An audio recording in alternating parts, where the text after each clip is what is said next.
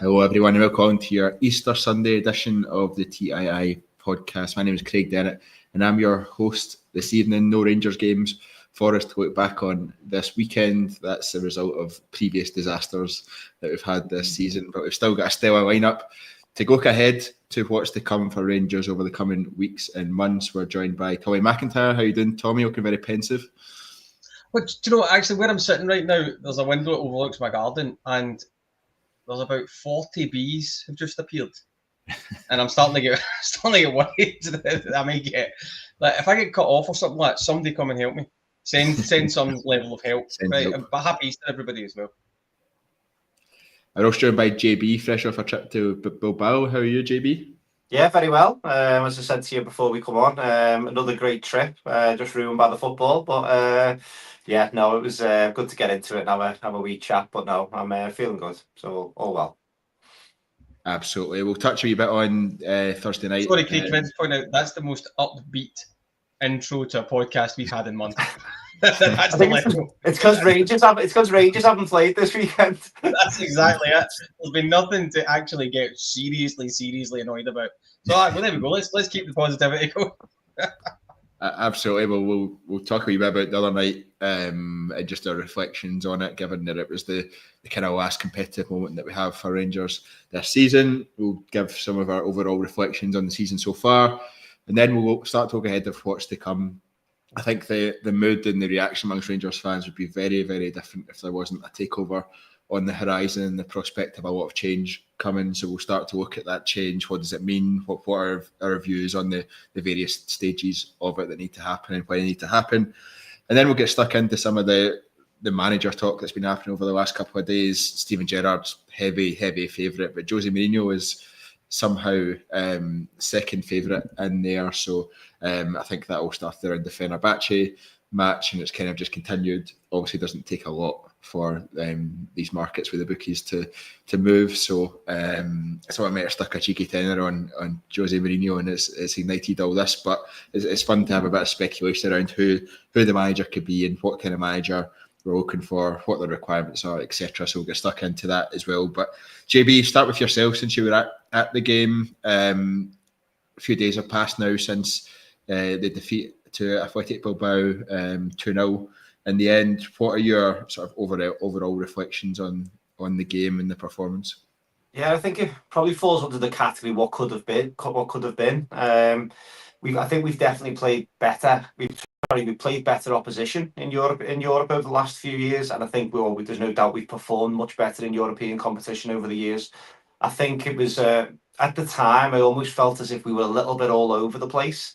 And since watched the game back, it can't re-reflected because some, yourselves, when you're at the match and you're watching something, especially after you've been on the ale all day, you sometimes see things slightly different. However, with the having watched it back, it was exactly how it felt. It almost as if we started the game okay. We absorbed a little bit of early pressure, but then the Yilmaz injury, I think, just seemed to hit a hard reset. And for whatever reason, we just decided to go absolutely rogue, change tactics, play players out of position, just do things that are absolutely alien to us. So that for me was the big turning point in the game. Or you could say over the two legs, because if you think of how well we competed in that first game, and I'll be honest, I wasn't massively over impressed with Bilbao in the first leg. So going over there, I thought, right, if we can go and put in a Thursday night Rangers performance, then we could cause a bit of an upset here. I didn't see much between them and probably Real Betis from last year, if I'm being perfectly honest, in terms of the personnel. Obviously, a lot of quality on the show, but I just felt as if that injury to Yilmaz rocked not just the team, but I think it also rocked the management staff, the coaching staff as well.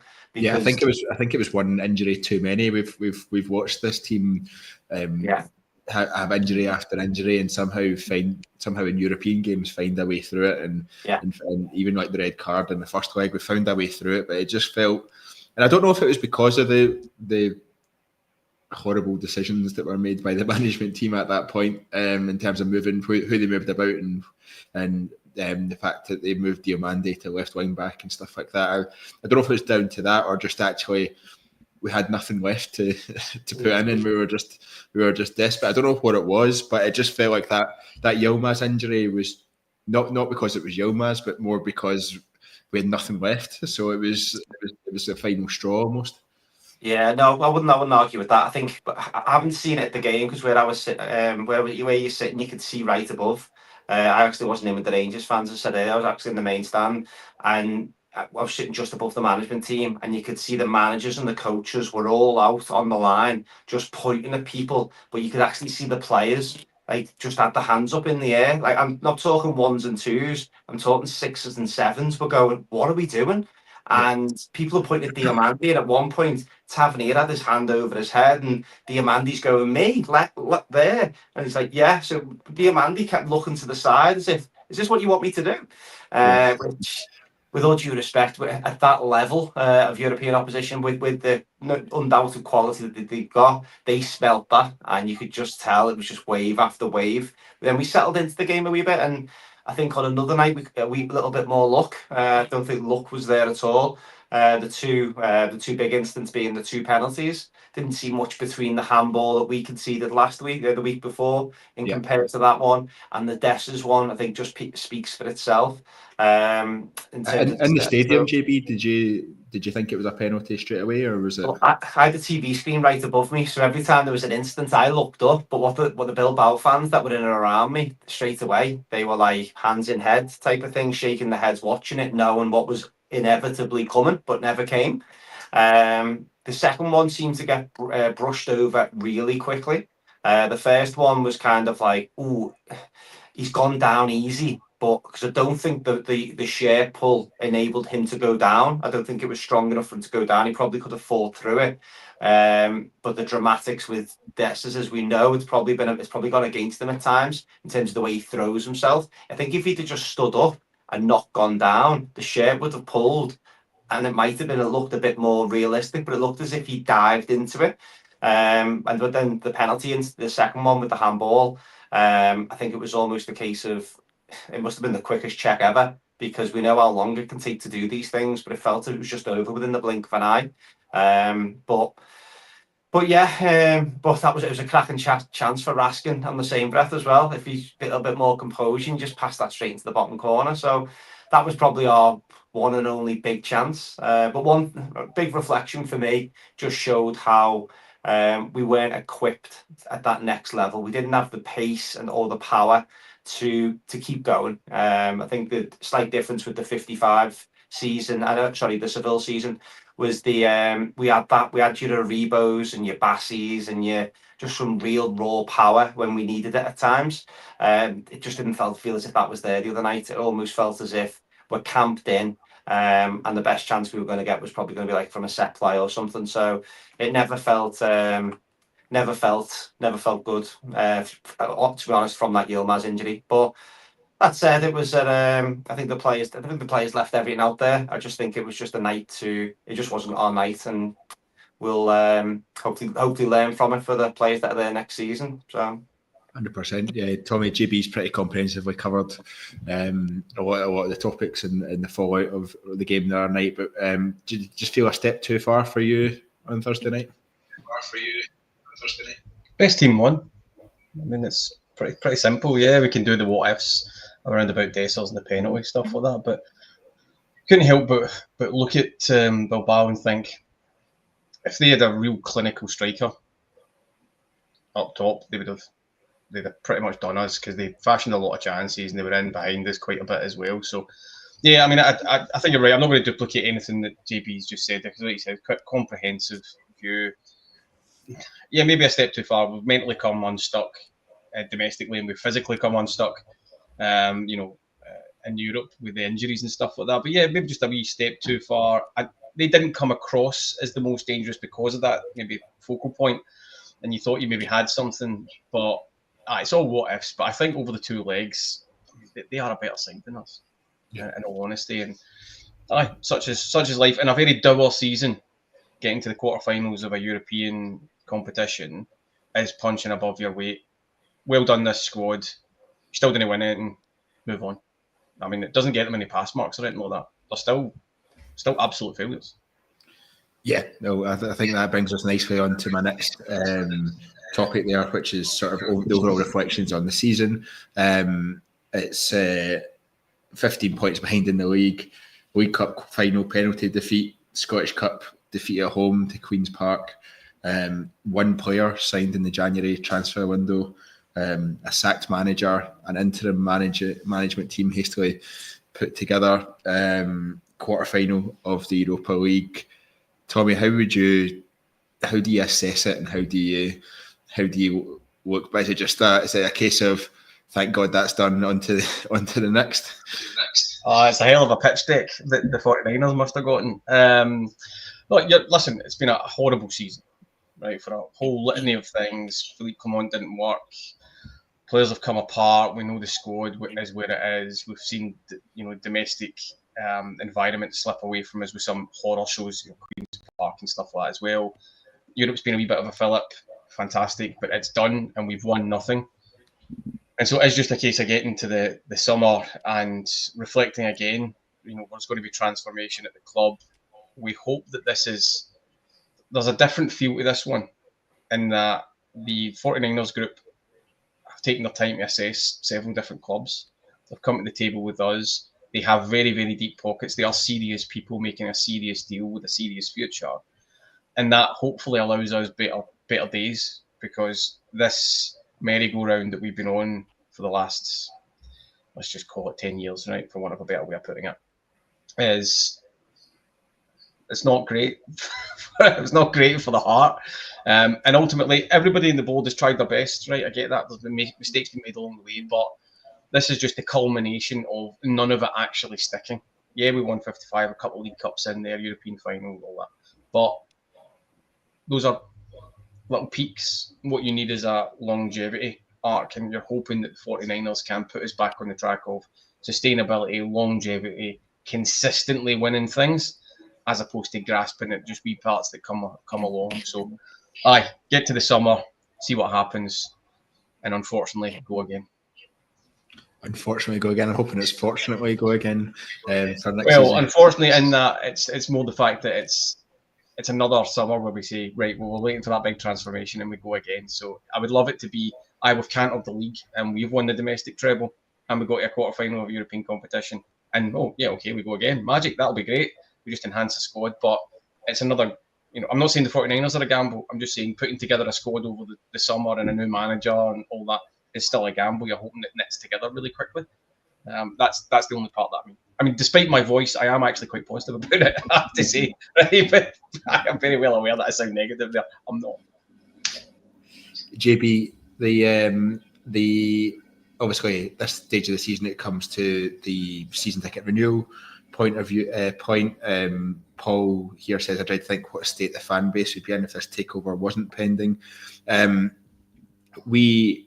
I think Rangers I think my season ticket's gone up to over £700 for this season. You run a Rangers supporters club down in the Wirral. Where do you view the mood amongst the fans at the moment, and where do you view it in terms of optimism for going forward? Yeah, I think in terms of, if you just take a step back there to the looking backwards, I think, I don't know about yourselves, but I always felt as if this feels like the longest season we've had. Sometimes you think back and even in unsuccessful seasons, you think, oh, it's gone really quick this season. This season's dragged. Do you know what I mean? If you think about Kiev, that feels like years ago. Never mind, it was this season. The whole carry on with Hampden and the stand not being done. I mean, it's documentary stuff, some of the stuff that's gone on, the highs and lows of Rangers Football Club. That might be why this mob have come in to take us over, is because they think these guys are absolute box office. Because you couldn't write it. If someone said to you at the start of the season, you're going to go through a manager, you're going to be playing some games at Hampden, you're going to get a really good result away in Poland playing Kiev, and then you're going to lose it at home after a dodgy sending off, and that you're going to get to a European quarter final. You should have had 2 penalties. You're going to beat Celtic twice, maybe 3 times, but yet you're still going to finish 15 points behind, and you're going to get knocked out the cup by Queen's Park. You could actually sit there and just go through and go. It's an absolute roller coaster of emotions, and unfortunately, we're the ones on the front seat of it.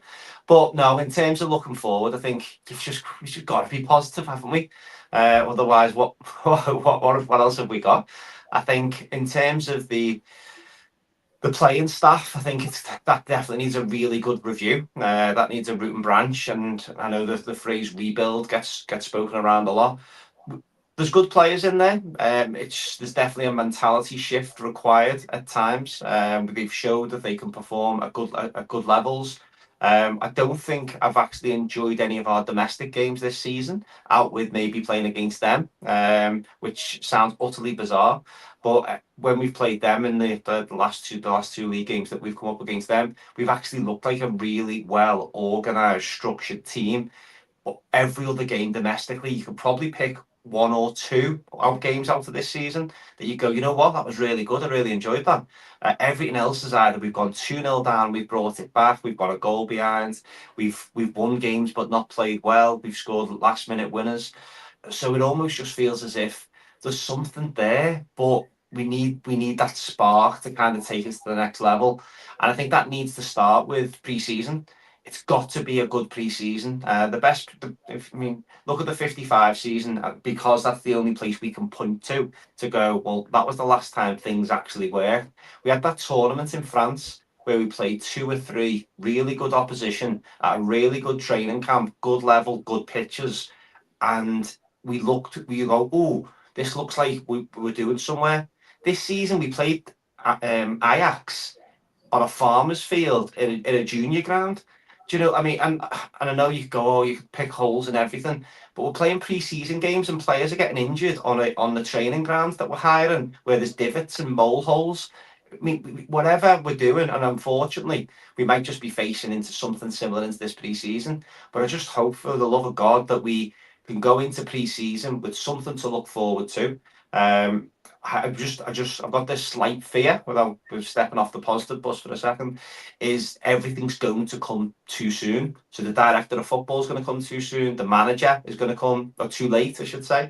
And then all of a sudden you're going, well, what are we doing pre-season? Who's organising that? Is it Nils Koppen? I don't know.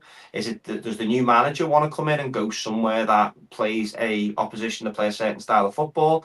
All of these things, we've got to get ready now. I'm just hoping in the background that kind of everything's just ready to announce, and we're going to go, ta-da, there we go, here's the master plan. But as the weeks click by, it almost feels as if there's a fear that the season might come across us too quickly. I mean, we're in the 20th of April now.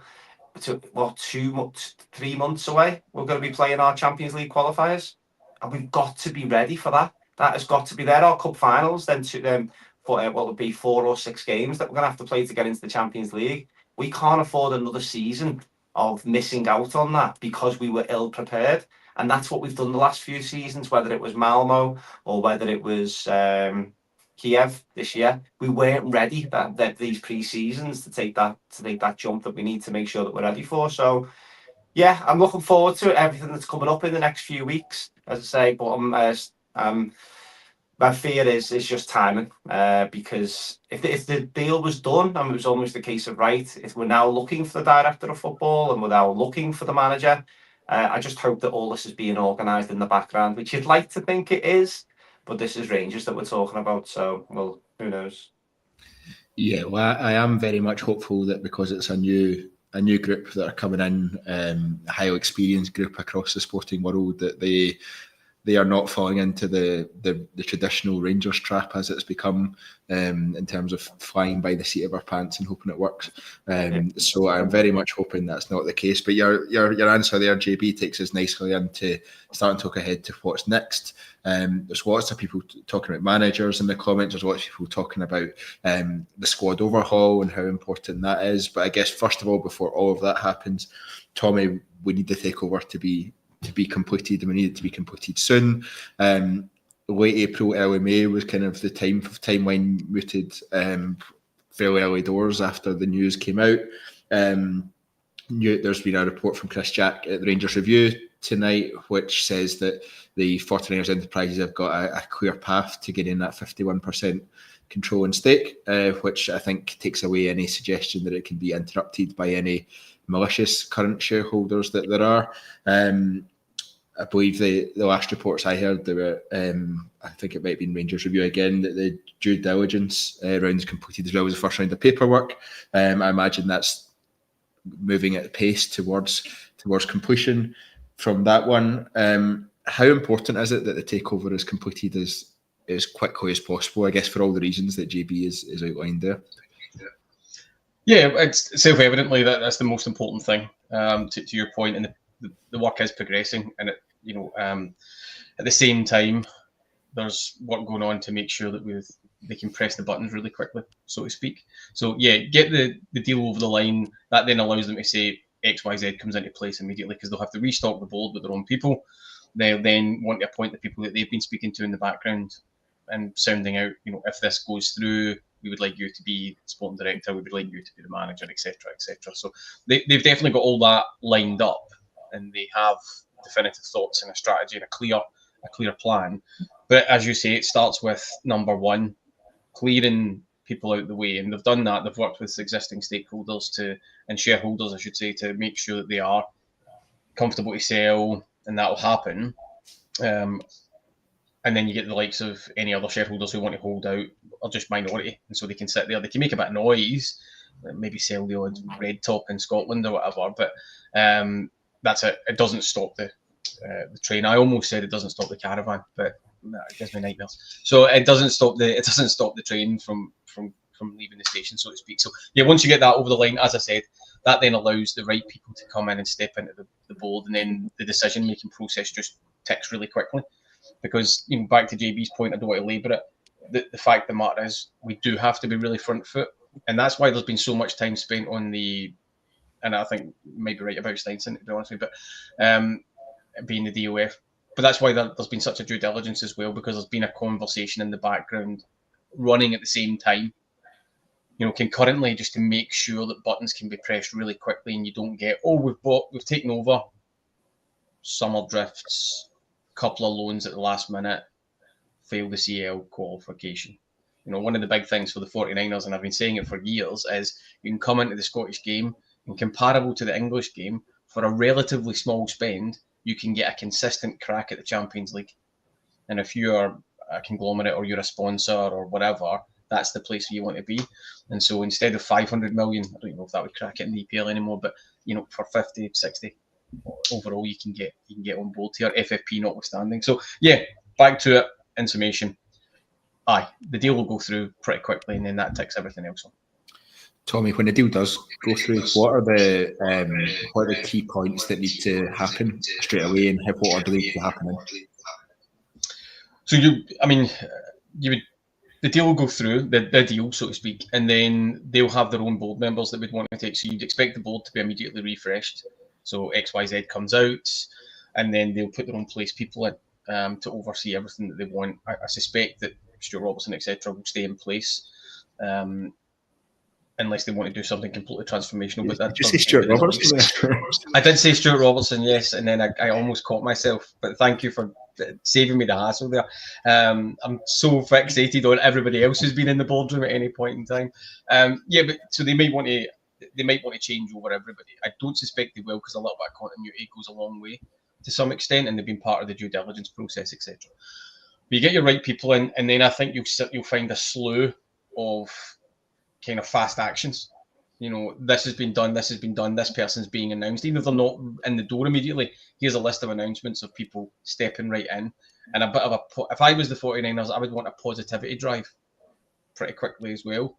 The fan base, here's a really electric summer, here's a lot of good news, and then we try and get a lot of positivity towards the back end of it. And you do that preparatory work, as JB was touching on, to make sure that any new manager in the dugout has the right tools to go and have that crack at the CL qualifiers, etc. Because if they can get into the CL, that probably accelerates their plan a little bit.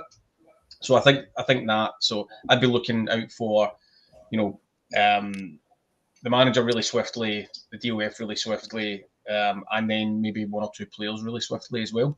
And that includes leavers. And that might be the challenging sticky point, the leavers, because all of that comes back to the finances and balancing the books and the FFP stuff. And we have a host of players who are young and up and coming, which is positive, but we have a host of deadwood who are on pretty decent money who have to be talked into leaving, in all honesty. And then any manager might go door to door there and say, I think I can rehabilitate him, I can keep him in the squad, whatever. So, yeah, but I would look out for the PR offensive of here's some good news really quickly that gets everybody on board with the new management team and the new owners. Yeah, absolutely. Not Stuart Robert. Yeah, I absolutely think so. JB, there's a lot of comments around the leavers piece.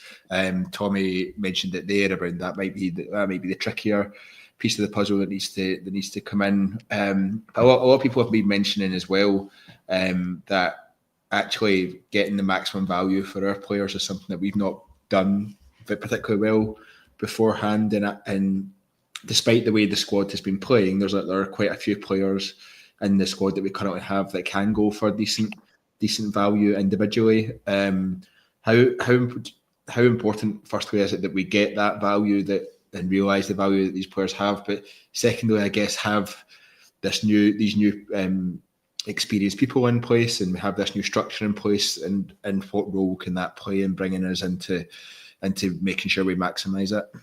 Yeah, I think it's such a fine balance because, unfortunately, the reason why we've had to do fire sales is because of the wages that we've put players on. So, to Tommy's point, we've got a number of players there that will need to be talked down because they'll probably not get the salary that they're on at the moment.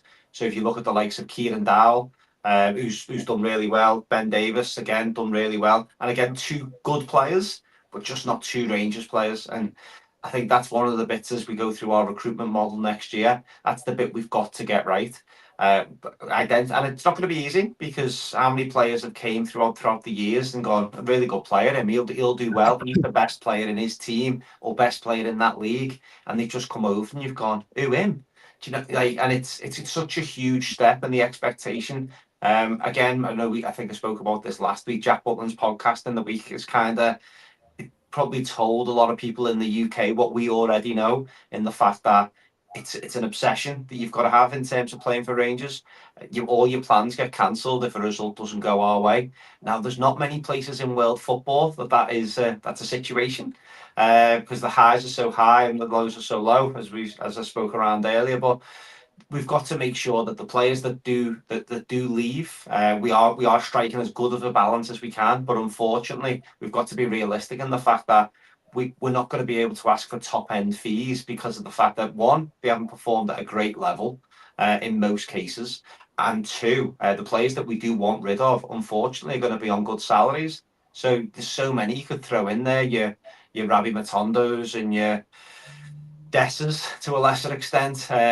All these guys that will look at Bejrami, I'm sure all these guys are probably on really, really good salaries. Jack Butland's probably a perfect example of someone that, if he's starting between the sticks at the start of next season, we'll all probably have to raise a little bit of an eyebrow.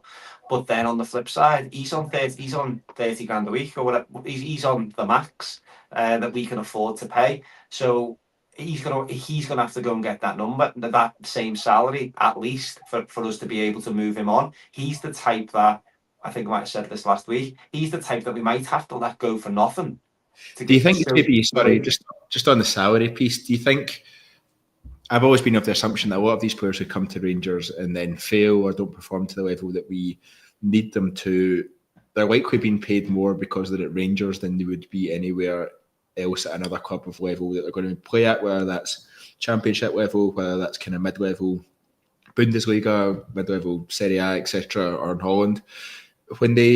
How much of it do you think is them clinging on for as long as possible to maintain that wage? And then when it actually gets to the point of, it's time for them to leave, they know they've reached the end of their time, how much in their belief do you think is that they deserve to be on that wage somewhere else versus they've actually failed at a club where they've been on that wage, so the realistic nature of them getting that wage again is maybe not as high? Yeah. I mean, it's hard to say what goes through, because some of these lads are in the mid-20s and they're picking up 25 grand a week, so it's hard to know what their mindset is in compared to what it would be for me. I mean, us three would all play for Rangers for free, do you know what I mean? So it's hard for us to kind of have that feel. However, a lot of them, I think, will sometimes sit there and go, I'm not going to get better than this. I'm not going to play in front of a better fan base. And maybe with the competitor within them maybe thinks, I'll turn it round and I'll show them.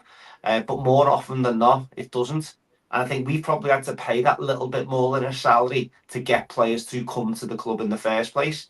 Because some of these European players don't dream of playing in Scotland.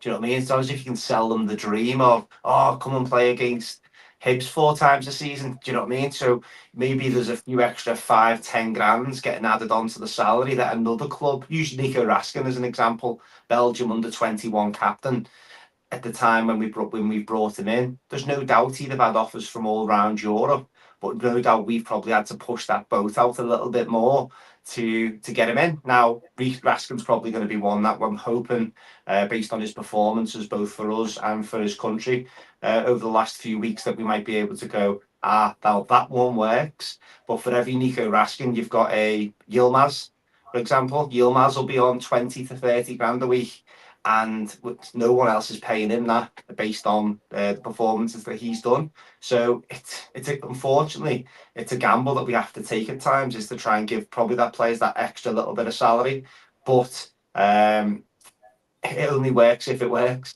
So other ones, interesting ones, are probably like Proper. That one just has not worked. But if reports are to be believed, he's only on about 12 grand a week. So therefore, he'd be able to be flipped back to Holland on a similar salary, on slightly less than what we paid for him. And that's more of a non-risk. But when you're trying to sign players who are with high potential and a potential high ceiling, you've then got to then hold on to that and go, okay, well, what can we do? So, yeah, I think it's going to be an interesting window in terms of how we approach things, because the last window was, well, the last 12 months worth of signs have been horrendous.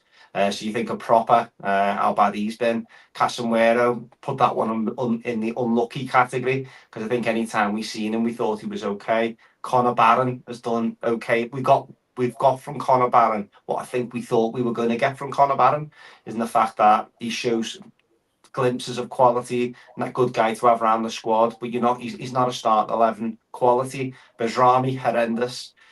Cheney has done what a low market should do. You bring a player in, you give him a platform, he performs well, you ideally want to sign him. So if you think about the likes of him and Tillman, Seamer, these were really good players, really good loans, and it's worked. And then you obviously got the Cortez deal, whichever rocket man signed that one over the line, should be chased out of Ibrox. But unfortunately, Copland's been given the free rein, which hopefully changes when once the buyout goes through.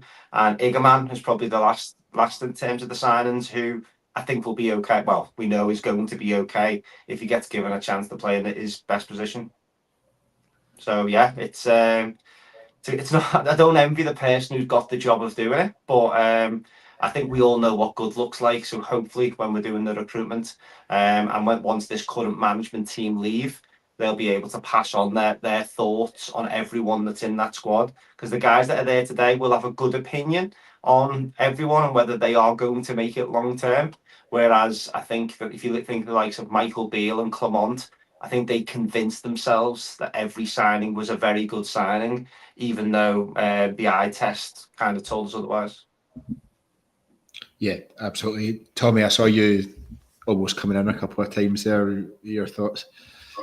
No, I mean, I broadly agree with it. It was just one thing is you have, with such a takeover, you're going to have a lot of those players who are on the fringes saying, oh, maybe I want to stay around, it's getting exciting here, and their agents saying, oh, maybe I want to just stay and see if anything happens, whatever that looks like. So it might become a wee bit harder to move some of them on, because some of them want to stay there. You're hoping that people are having direct conversations. Listen, you're not part of the plans, you're not part of the future. Stay at Birmingham.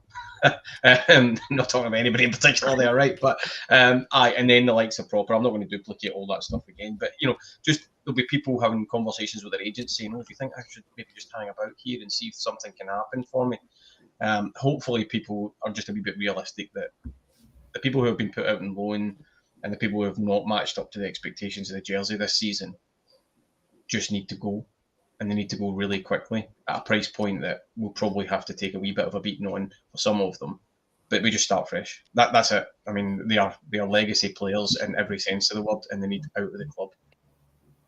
Yeah, I think that is very fair, and I think it brings us nicely on to talking about managers and potential managerial candidates and timings and all that sort of stuff. So, as it stands, Tom, I'll come to you first for your view on this one. As it stands, Steven Gerrard is the overwhelming bookies' favourite. There's been a lot of noise on social media around him coming back as well. Rumours that 49ers Enterprise just sounded them out fairly early on when they were looking at the takeover.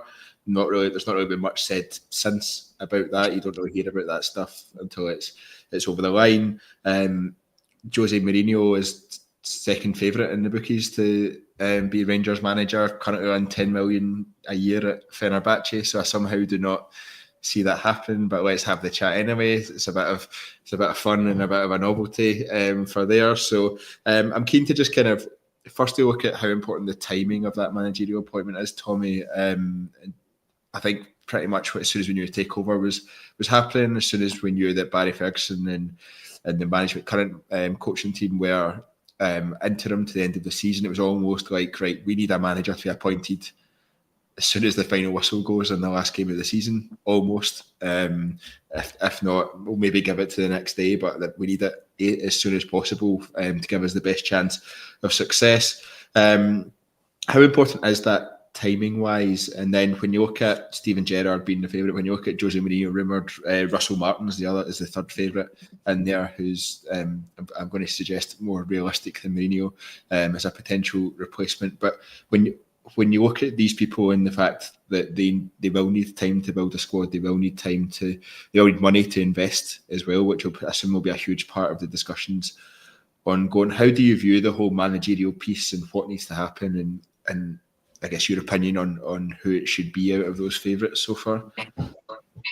Well, I think you fleshed out a lot of the importance of that. So yeah, it's a key appointment. Everybody knows that. You've got to get that done. I would be surprised if the person who gets the job is going to get the job hasn't already had some level of feed in to transfer negotiations that are ongoing at the moment for players, and so that will kick on really quickly. So and that's how you'd expect it to be. The analytics would be delivered, the scouting network's already there, the players are identified. I don't think there's a desire to get a manager in and then start the conversations just fresh. I think there would have to be a little bit more to it than that, and you would expect some of that has been in the due diligence and in the conversations in the background. If you want me to focus in on Jose Mourinho, not a chance, by the way. I see Jose Mourinho coming, especially with the pay packet involved there, although it would be amazing, don't get me wrong, and his win percentages still stack up. I think, career-wise, he's something like 65% win percentage, and even at Fenerbahce right now, I know it's only about 49, 50 games, but he's running at 63.5% win percentage. Couldn't beat the famous, obviously, over two legs, but can't win it all, Cozy.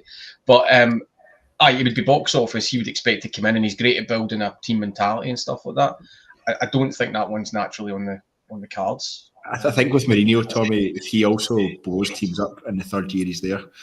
It seems to get a couple of good years out of teams, and then they fall off a cliff, and he falls out with everyone, and then you're left with just a ruin, which I'm not sure we could really handle at this stage. Well, it depends how you want to cut that, right? So, I mean, are these teams really a ruin? Well, you just get another manager in, right, and it works with them. And if it's 2 years of winning stuff and dominating domestically, and then he moves on, you get another manager in, and you've got a squad that can. I mean, I'm pretty happy to live in that ruin, to be brutally honest, right? It's a lot better than the ruin I'm in right now, which is winning hee-haw, right, and still in a mess. So, there just has to. I think I would definitely take that, right? I mean, there's different levels to that. In terms of the Gerrard thing, yeah, I mean, I know he's been sounded out, and it's a good fit there. Nobody should walk past the fact that Steven Gerrard delivered a title, but he also didn't deliver a lot else underneath that.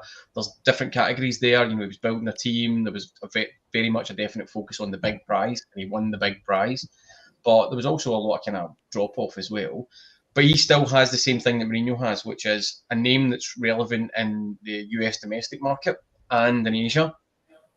And those are big, important markets as part of the 49ers strategy to engineer more income into the club, break into new markets from a TV and merchandising perspective as well, which is why Rangers are attractive, because we're not particularly tapped into all those markets the way that we can. So I think that's the identity of whoever comes in. It's somebody who's got a brand name, if you like. Steven Gerrard knows the club. He knows what it takes to win. He's got, I think, a lot of still good feeling with the fans, by and large. So I think out of him and Mourinho, it's probably more likely Steven Gerrard. No, because I see it in the comments, there's no chance that he would ever rock up with Michael Beale. I think that one's pretty dead in the water. Don't want to blow up the good news right away. It's who maybe would go in round about him. And do you bring in the likes of Barry Ferguson or something like that? Has he done enough to engineer a move into the coaching squad? But yeah, ultimately, before JB jumps in as well, or yourself, I think it's just the level of manager that we can expect. I don't think this will be a natural development candidate. I think it'll be somebody who's been in a chair, who's actually been at a top level, who's done big things, or who's been very close to the club. And then we'll be given the keys to go and see if we can overhaul our rivals domestically as well, whilst also getting into Europe. And, it comes hand in hand with being given the right budget. But I'd be stunned, and I'm happy to come back on and eat all the humble pie if we... Oh, He's disappeared just as he was saying he'd eat all the humble pie if Jose Mourinho was appointed Rangers manager. I think that hurt him saying that, didn't it? Yeah. JB, just on that, I guess. I mean, I think if we look at what the 49ers Enterprise did at Leeds, they brought in Daniel Farke, who was the experienced manager at that level, had taken teams up from the Championship to the Premiership. He didn't really quite hit the heights in the Premier League with Norwich, but he had experience at that level. They've not gone for a huge name signing. They've not just gone for that level of I guess that big name to get everyone excited. They've actually gone for someone they believe can deliver at the level that they want to. I think that's the kind and the style of appointment I would like to see here at Rangers. Now, I'm not saying I would like an experienced Scottish Premiership manager like a Derek McInnes or something like that, and that's probably where it's different in terms of, but someone who's managed at a good level and has built teams and had success, a good consistent success. I think that's where we've maybe gone wrong in the past. I think that's maybe with Philippe Clement where we went wrong, because we looked at the success he had in Belgium, but then seemed to ignore everything that happened since then. And that's probably my concern with Gerrard as well, to be honest, because Gerrard did well with us, and I don't have any issue with that at all, and I can see why there's positivity, etc. around that. But what the thing that worries me about Gerrard is what he did after us, and what happened at Villa. The Saudi move is just a money move, isn't it? It's an anomaly. It's not really much in there. But when you look at that, and then you look at style of play as well. Style of play under Gerrard was an issue. Really struggled to break down defences a lot of the time. He was really rigid in that style of play that he stuck with, and that's been our complaint and our issue under Gio, under Beale, under Clement as well, that we're rigid in that. I think I like Steven Gerrard. I don't really hold against him the fact that he left us when he did, because of all the background ongoings. But I think the concern for me is we need someone that is a progressive manager, and I'm not sure that's what Steven Gerrard brings us. What are your views around that? Yeah, I'm pretty torn, to be honest. I think in terms of the Gerrard one, because then Bees might have come back for Tommy there, but I think in terms of, let's look at Gerrard in isolation first of all. I think there's pros and cons in terms of him as an individual. In terms of, one, he'll get it, which how many managers have we had over the years that just haven't got it? However, people who you think will get it, like Van Bronk, I thought Van Bronk would get it, but domestically didn't show that he did. We never looked really well organised under him. We never looked motivated. It was almost, again, very similar to Phil Clement, and the fact that no danger in terms of setting us up in Europe. The thing with Gerrard, he showed that he's a winner, and I think we almost felt as if even when things weren't going well, if we're hurting, he was hurting, and he said it as it was. And we've seen that again with Ferguson, in the fact that recycle. One of the things I'd have took Gerrard straight after Clement, I think, because I think this squad maybe needed that galvanisation, somebody to come in and like beating the chest and demanding high standards. Ferguson's tried to do that with this lot, and with all due respect, in terms of that similar voice and passion, Ferguson's tried that approach with this squad, and they've just let him down big time. Do you know what I mean? In terms of the domestic performances, so it's whether that's what we need, because he didn't have it. Ferguson, and no slate on him, hasn't had time to create a style of football. It is literally just whoever's fit, go out there, give it a good go, and we'll see how we go. There's been a couple of tactical alterations. We've gone from 5 at the back, and I think that's been quite refreshing to see. Gone a little bit horses for courses, which I've got no complaints about at all. However, again, trying to focus on Gerrard, but I keep veering away in the fact that there's some wounds there, isn't there, as well? I agree. I'm not too concerned the fact that he left the club when he did. How many times do Rangers fans want to leave Ibrox early because of the fact that the players aren't performing well? We don't like what's on the pitch. He's not liked what's been going on above him. We didn't back him when we won the league, when we should have. I actually use the phrase in work now in terms of fixing the roof while the sun's shining. Phrase kind of is ingrained in my head because we most definitely didn't. Then we brought in a couple of free transfers and a couple of players in and around the squad. So I think if he was to come in, I think we know what we'd be getting. It'd be really interesting to see his management team and what that would look and feel like. I've seen some suggestions around Barry Ferguson potentially being part of that. I don't really see that, to be honest. I don't know. I think Barry Ferguson's ego probably won't let him go. Yeah, it's two characters, too big of a characters, I would say. Yeah. I wouldn't be too adverse to Gerrard coming in with the Moroccan lad and the coaching staff that are there. But again, it feels very caretakerish. Do you know what I mean? It doesn't feel as if it's that new spark that we need. It's not a Knutson or a Muscat or something that you're going to go, this is going to be a guy that we can get behind, and he's going to bring a style of football, and if it works, it's going to be brilliant.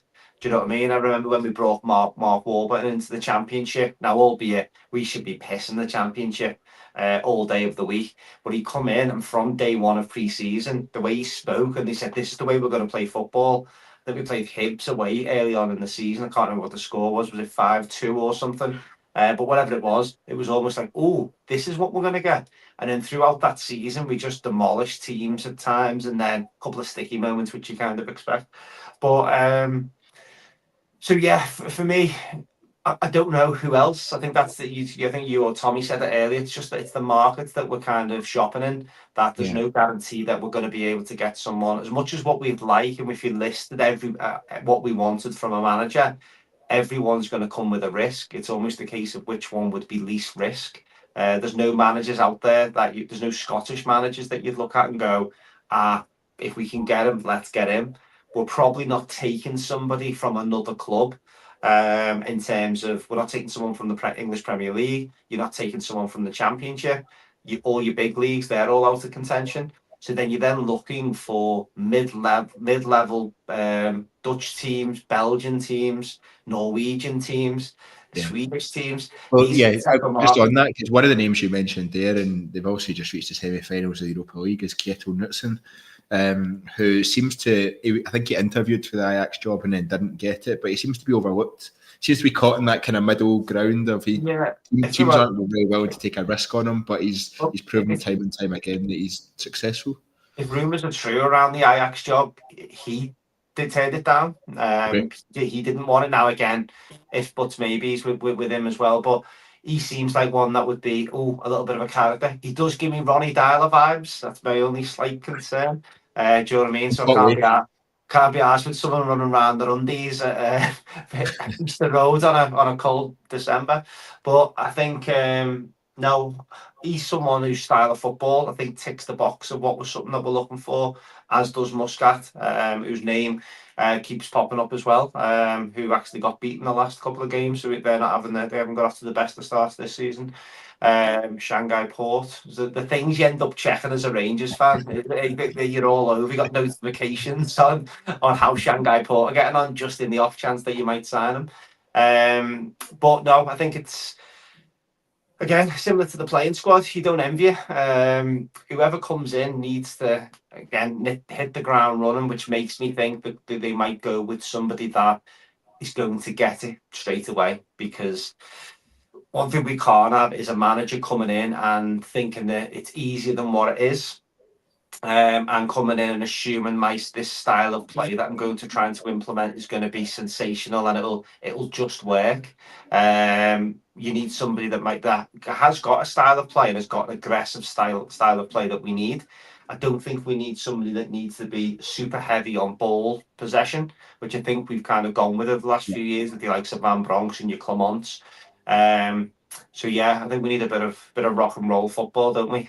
From our next manager, someone who's going to get us off our seats.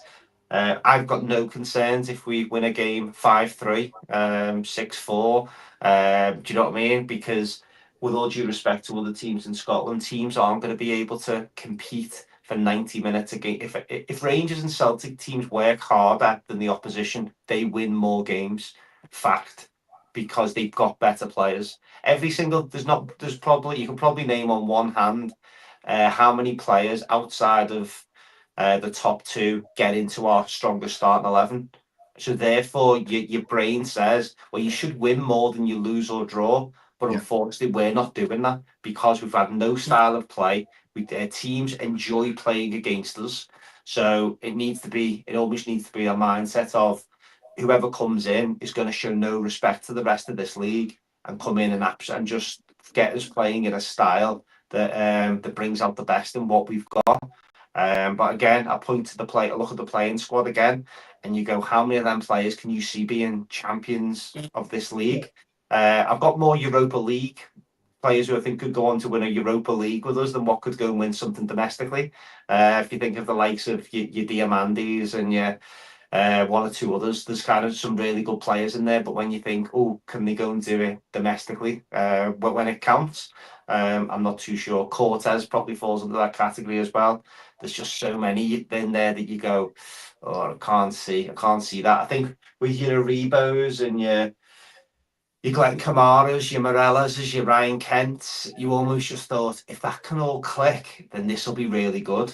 I think we've only really got Raskin, Diamandi, Igaman. You're looking at 2s and 3s of players that you go, they could be champions one day. Yeah, I think that's fair. I think there's plenty of feedback in the comments around who could be next manager, etc. Russell Martin, I think, is an interesting one that people seem to turn their nose up a bit at a lot of the time, which is, I don't know if how much of that is I can't separate Russell Martin, the Rangers player, versus Russell Martin, the manager.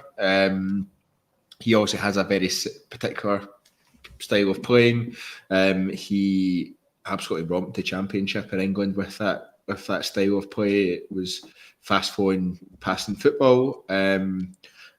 I think we as Rangers fans have all become a bit sceptical about that style of play for us domestically, because that's what each of the previous 3 managers have tried to implement, and whether we've just not had the players to do it, or whether actually when you're set up against 10 men behind the ball, that's a really tough way to try and break them down. I'm not entirely sure, but I'm always a bit wary now of that. But where do you stand on Russell Martin, given his managerial experience? Not Russell Martin as the player, but given his managerial experience and the sort of style of football he likes to play.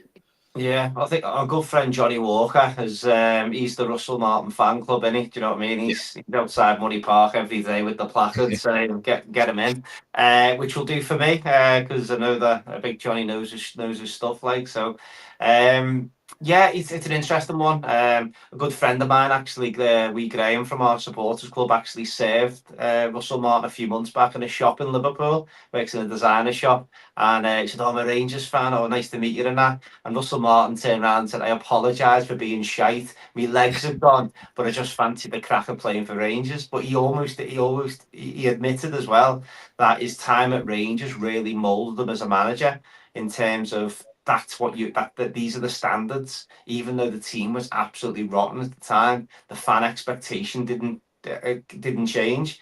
So he said it was a proper eye opener in terms of how fans want football to be played, and success is the only option. Now he's got a bad rep in terms of going up to the Premier League and then just dying on his arse. But again, I couldn't name probably more than five. I watch Premier League football as much as probably everyone. I couldn't name more than 5 Southampton players. Do you know what I mean? And I think that club is built to go up and then go back down again. It's that they haven't been built to go and try and compete, or they haven't gone up there and gone, right, I tell you what, we're going to go sign a load of old arses that might just be able to keep us stable for a year. Any team that comes out of the Championship now for the next few years will be going straight back down. The gulf is that big between it. You've only got to look at Nottingham Forest. I think they finished 4th from bottom last season, and now they're 4th from top, because that's the standard that's actually that you're at. Obviously, but albeit they did sign 700 players over the last couple of years for us. But I think in terms of Russell Martin, it's an interesting one. It's probably one I need a little bit more convincing to get behind. That Championship is a hard division. And anybody, whether you're a player or a manager, anybody that racks up the type of numbers that he's done, I think will be an interesting one. Has there been news about Greg Doherty being linked with Rangers? Is that a thing, or no? To go by my face, he'll be able to tell that's the Okay. name I wasn't expecting to be mentioned. What capacity was Greg Doherty? No, we'll maybe save that for another pod. But in terms of his name was mentioned to me a couple of weeks ago in terms of someone that might be coming back up the road at some point, shall we say? And it was straight as a player. As a player, yeah. He's only 28, I think. But then when I started to look, I had that automatic reaction of going, "What are we just signing banter years players now or something?" But then I dug into his numbers, and these are the type of guys that you need in and around the squad. He's locking out 44 games in the Championship for teams like Hull and for now. And these guys aren't going to take us to the next level. However, in terms of the type of players we've had kind of kicking around the squad, if we can get some players coming in who are really robust and getting and can show a little bit of quality at times, and can some players do need to go away to then come back because they know what they're coming into second time round. And if you think of some of the Rockets that have been kicking around them at the time as well. But again, back to the Russell Martin point, that division it's difficult, it's physical. Now, probably not coming up against too many teams each week that are going to throw every man behind the ball. It's not that type of football. But he will have the best playing squad in the league, or certainly be within the top 2. So the expectation would then be you beat everybody else as a minimum. Do you know what I mean? Absolute bare minimum. And he showed that he can do that in a really difficult league. But again, taking that next step up into the big boy division has obviously been a step too much. But and this isn't me, by the way, canvassing that we should be going out and signing League One, League Championship players.